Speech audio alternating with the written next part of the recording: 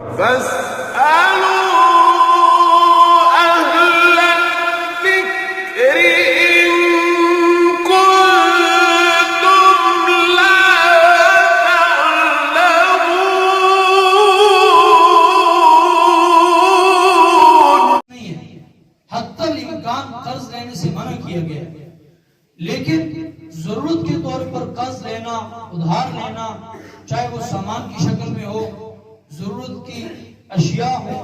یا نقدی مال و دولت پیسے ہوں، اس کا قرض لینا جائز ہے، مستحسن نہیں ہے. ضرورت کے وقت دیا جا سکتا ہے. آپ صلی اللہ علیہ وسلم کی زندگی ہمارے سامنے ہے، آگے روایات آ رہی ہیں. تو چنانچہ قرض کوئی آدمی لیتا ہے. حضرت ابو موسیٰ اشعری رضی اللہ تعالیٰ عنہ سے روایت ہے کہ کوئی شخص قرض لے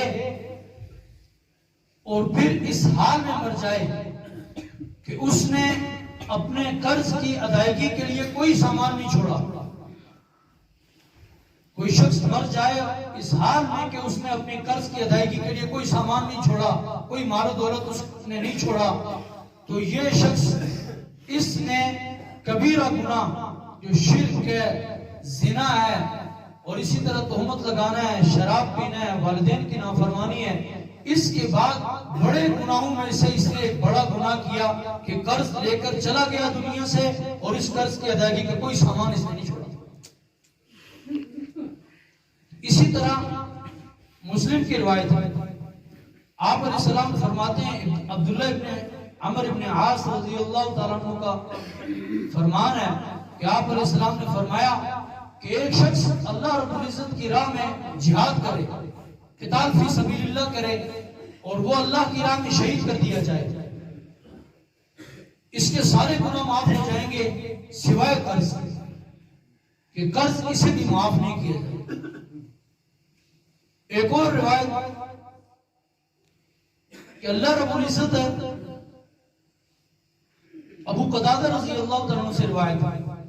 کہ ایک آدمی آپ علیہ السلام کی خدمت میں حاضر ہوا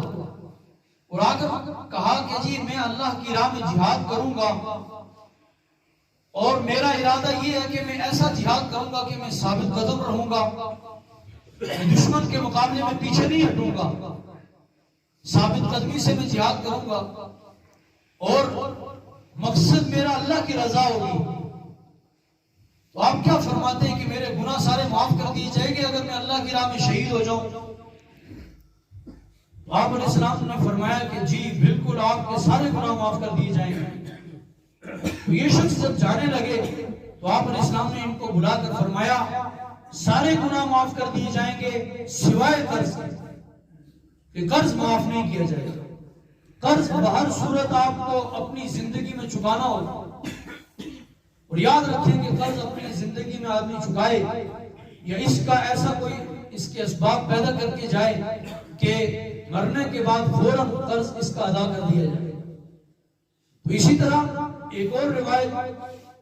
کہ اللہ رب العزت مقروض آدمی کا ساتھ دیتے ہیں اور مقروض آدمی کی مدد کرتے ہیں جبکہ اس کے دل میں یہ ارادہ ہو، دل میں یہ نیت ہو کہ میں نے اس قرض کو ادا کرنا ہے واپس. اور دوسری شرط، ایک تو نیت ہو، دل میں ارادہ پکا ہو کہ میں نے یہ قرض واپس ادا کرنا ہے. دوسری بات اور دوسری شرط یہ ہے کہ اس نے قرض کسی ناجائز کام کے لیے نہ لیا.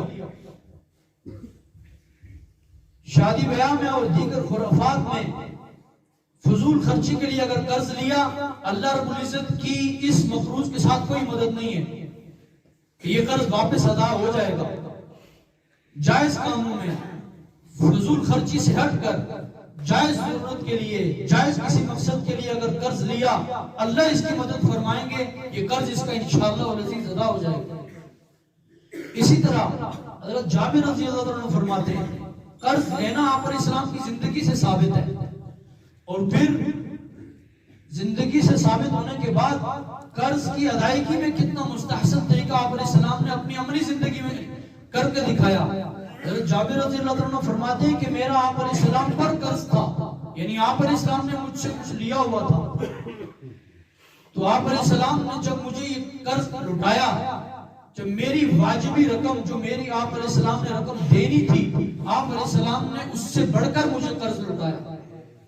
یعنی قرض سے اضافی پیسے آپ علیہ السلام نے مجھے عطا فرمائے. یہ قرض واپس لوٹانے کا بہترین اور مستحسن طریقہ ہے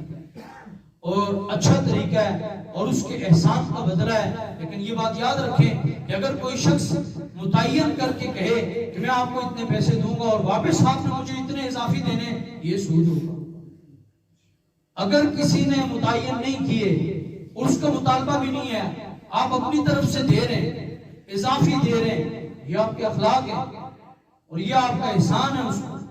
یہ آپ علیہ السلام کی زندگی سے ثابت ہے. اللہ رب العزت سے دعا ہے جو کچھ کہا سنا اس پر صحیح عمل کی توفیق عطا فرمائے.